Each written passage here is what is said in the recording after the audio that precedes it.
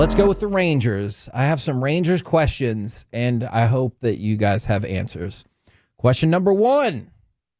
How confident are you in Evan Carter's ability to be a healthy, everyday player this season? Now, by everyday player, I think we give some leeway there. You play 140, 145 games. Like, you're good to go. I'm not saying he has to play all 162, but how confident are you that Evan Carter will be a healthy, everyday player this season? Was this me or Alec that was supposed to answer? Doesn't really matter to you. That's a good point. I'm going to say, if you're looking at 140, no. 100 is what I'm hoping for, okay? So that's a no then. Yeah. His history in the minor leagues says that he's not going to be healthy. His history in the major leagues says that he's not going to be healthy. Yeah. So in that window, I'm saying I don't believe it's going to happen, but he's so young and has, so little time. Jared was talking about it yesterday with us.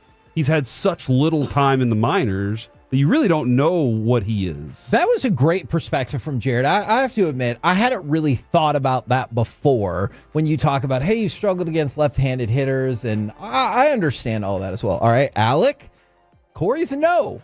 Do you have confidence in everyday Evan?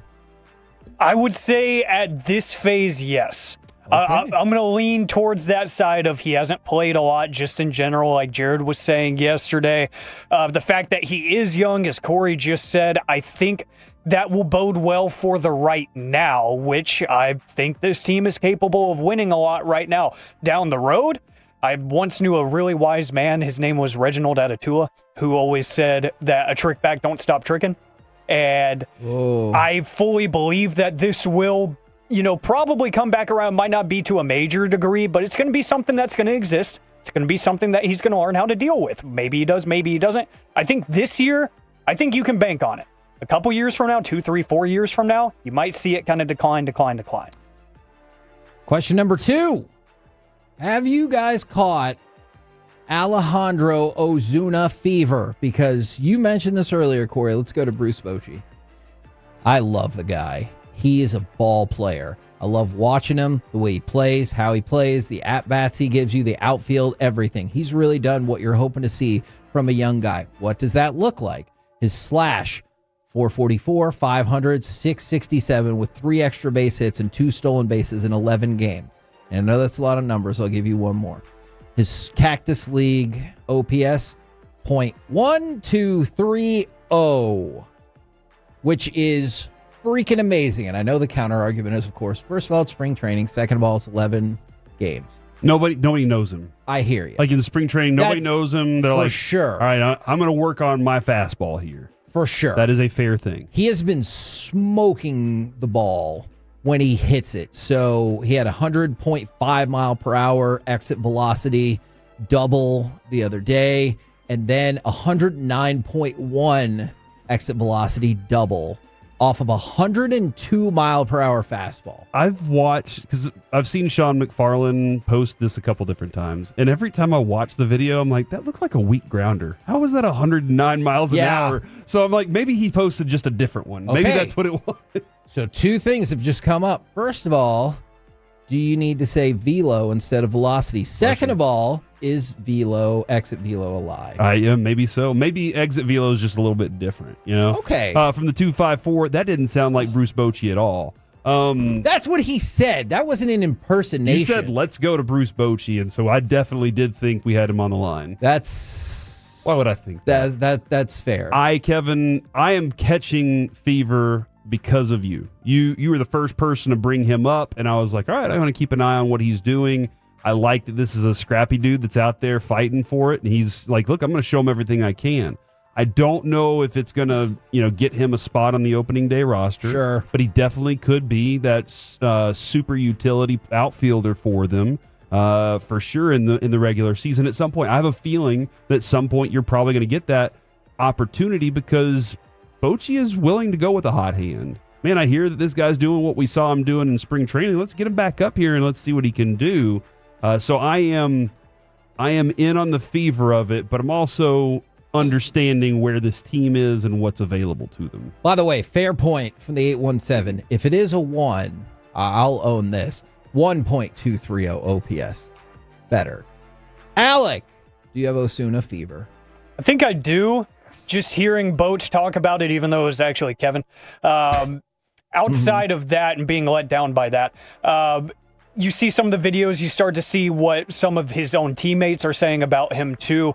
And it makes me think of, like, why do you sign a guy like Jock Peterson? Because you can't teach that kind of power. Yeah. And when you start to see he's consistently putting together at-bats that end in 100-plus mile an hour bat to ball, whether it is a ground out, whether it is a home run, he is consistently hitting for power, and he is impressing, not just hitting for power, driving up counts. All of these things are starting to formulate into what looks like what could be a major league player soon.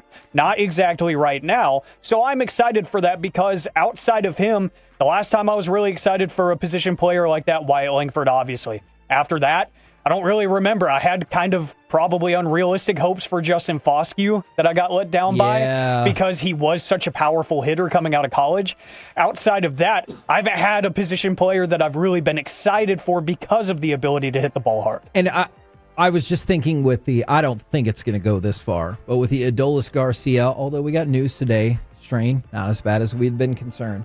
But if you ran into issues with him and you had Evan Carter, Wyatt Langford, and Osuna as your outfielders, that'd be a combined outfield age of 67 for all three of them. Feels like how old Adolis actually is, right? You know? Oh, in your face, Adolis. No, I'm just joking. He's got to be like 29 or... I think he's like 32, 31. We'll figure that out. But I'm really excited. 32 to hear that you guys are excited about him as well. All right. It's probably only going to be one or the other, and in reality, it could be neither.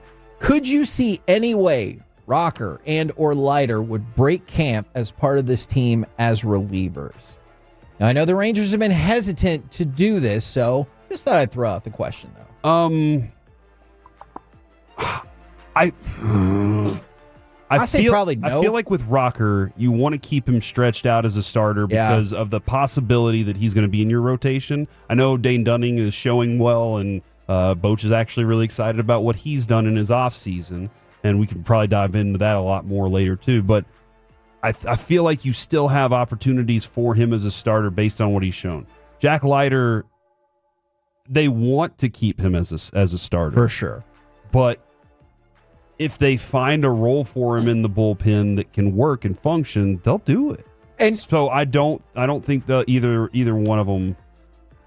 I think that Jack Leiter maybe, but I think they want to keep him as a starter. And I think this would be a short-term move. When I say that, like I'm not suggesting that the Rangers will be like, well, we're done with that experiment. I just wonder in the short term if they're like, you have a spot on our team right now as a reliever. Alec, what say you? I say no to both because I think Rocker is more major league ready to start games now. Okay. And I think that would be a good idea to have him make the opening day club as a starter. For Leiter, I would like for it to happen. The reason I don't, and I think they're kind of stuck on him being a starter, he even added a new pitch during spring training. He's got a new changeup that he's working on that Matt Festa taught him. Yes. And apparently it's really nasty. So I think the fact that he's adding to his arsenal rather than trying to focus on one thing, I think that tells me that the team's kind of relayed to him, you're going to be an everyday starter, probably in AAA. You know, so I think he does get brought up, and I think he does make plenty of starts for the major league club. I don't see him as a bullpen option this season just because I think they're like, hey, we still have time to make this work as a starter. Let's give it one last shot. And if it works, it works. If it doesn't, then we revisit that conversation because it would be kind of fun to have a leverage arm that does have 5 pitches. And the other thing, too, is let's say one day it does come along that you do have to trade him. Trading a starter is more valuable than trading a reliever. Sure. Oh, for sure. I like his description of Leiter, that is, of his kick change when he said, I like it. It's kind of funky where it gets up on the barrel. And I like that description. Leiter has had, and again, spring training and off season. I get if you're like, I'm not sold on that. He has had a potentially transformational offseason with adding the new pitches and also taking the advice from the pitching coaches about not amping up his velocity all the way until he gets here. Like you've already seen in some of these early appearances that he's been up 2.5 miles per hour on his peak for his fastball because of the way he staggered his workload a little bit more. 5 innings, 5 strikeouts so far. And I know, like, in most of his appearances, it's always been like, I have to strike everybody out. And maybe now he's pitching a little bit better. Like 5 strikeouts in 5 innings is good, but it felt like he was thinking, I have to strike out 3 every inning. Yeah. And I think he's getting a little more comfortable in his own skin on the mound. Yeah, man, there is nobody that's more amped up for that first inning than Jack Leiter. Yeah, and, sometimes he's really good in that first inning. Sometimes he's erratic, and it gives him too many pitches. Now, I want to skip ahead to another question. We have other questions, but I want to focus in on this one.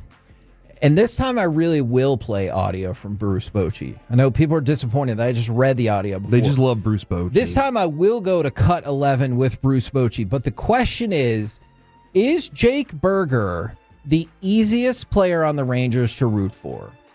He's such an inspiring person, how he's handled this. He flew home or to Houston for the surgery and came back. First day he comes back, he hits a home run. And he's such a great teammate, a great player, but a great family man. And, we had all our prayers going with him. And thank goodness his young daughter all went well. She's doing great. She's home now, so we're happy for him.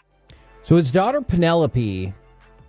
Corey, I know you know this story, but in case anybody else didn't know, Penelope was born on October 25th. She was born with Down syndrome, and that's one of the things that Jake Burger was going to change his number for the number of chromosomes that go along with that. And so, like, that alone, you're like, oh my God, that's unbelievable. Obviously, we do so for my possibilities, so this is an easy cause to support. And then his now 4-month-old needed open heart surgery, which I can't even imagine going through that as a parent. And we talked about a really cool thing they did inside the clubhouse was the players were all signing a blanket for baby Penelope. And then as Bochy just said, he comes back, comes out in the game, bang, home run. That thing right there, the player signing thing, for me, any team can be like, hey, sign this for your teammate.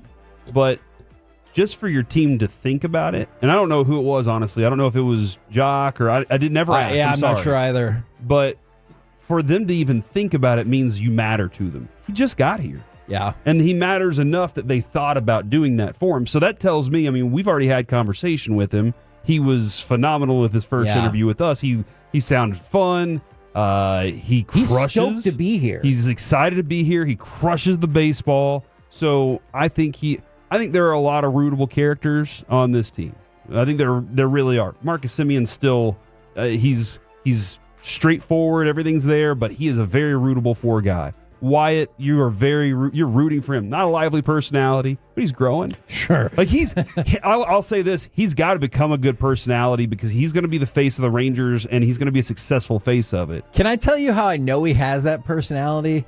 Is because when you two Nimrods were asking him about the gravity, and he goes, "Hey, we don't make the rules," and so so he's clearly he needs got to do more interviews with us, obviously. Yes, absolutely. The other part is like Jacob deGrom doesn't do a lot of media, at all. True. And Evaldi's got this. I'm rooting for Evaldi just as hard as I am anybody else. For sure. This is a team full of dudes that I really enjoy rooting for. But you're right. Jake Burger has something that you just hope, man, I hope he delivers in Dallas. And DFW. And the reason why I asked about him specifically is because you're right, Corey. I'm absolutely rooting for all of the Rangers, but the rooting for Jake Burger feels like it's gone beyond my love of the Texas Rangers. I see you. I see you. Alec, what say you? It's easy for many reasons for me. One, his name is Burger. It's a good point. That's just awesome. We all love burgers. Exactly. And so, immediately, my first thought when you trade for him is, man, that Whataburger promo night is going to be amazing when they put his name on the back of an orange and white jersey. And they did exactly that. That's a great point. They did exactly that, and I have to get one of those. But, two, you start to see, as he kind of gets involved at, Rangers Fan Fest and everything, he's really comfortable right off the bat.